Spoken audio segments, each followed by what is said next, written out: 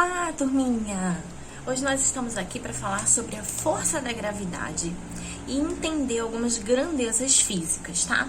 Então a gente vai começar falando sobre a força gravitacional, a lei que vai unir todos os astros. A gente ainda está no capítulo 1 e a gente vai falar sobre a página 279 do livro de vocês. Vamos lá?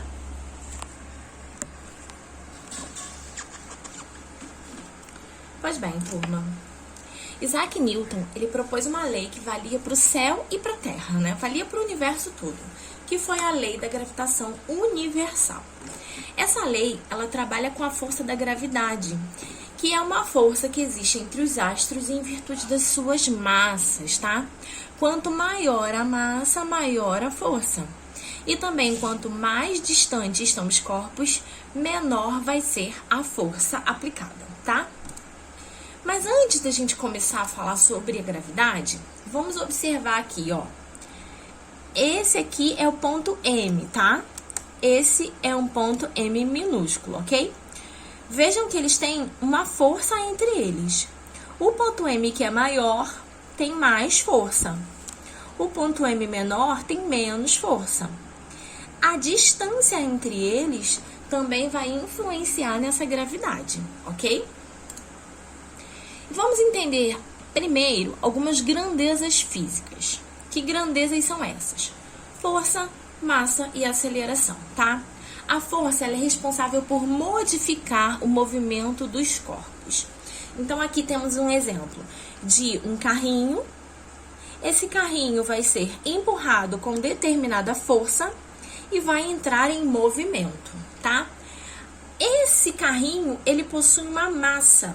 A massa é a quantidade de matéria que tem no corpo, tá? Então, determinado o tamanho da massa, a quantidade da massa, a gente vai imprimir a força. Se eu fizer menos força, eu tenho menos velocidade. Se eu fizer mais força, eu tenho mais velocidade. E essa alteração desse movimento, ela vai ser chamada de aceleração. Então, quanto mais força, maior aceleração, dependendo da quantidade de massa. Pode ser que eu faça muita força e não consiga nenhuma aceleração por causa da quantidade de massa, tá? Então, a massa ela vai influenciar na força e vai influenciar na aceleração do objeto, ok? A relação entre a força e a gravidade, a massa e a distância, é capaz de demonstrar os movimentos dos astros no céu. E também é responsável por explicar a força-peso dos corpos, tá? Responsáveis por fazê-los cair. Foi feito um experimento, um raciocínio, na verdade, que em um determinado planeta, tá? É um raciocínio isso aqui.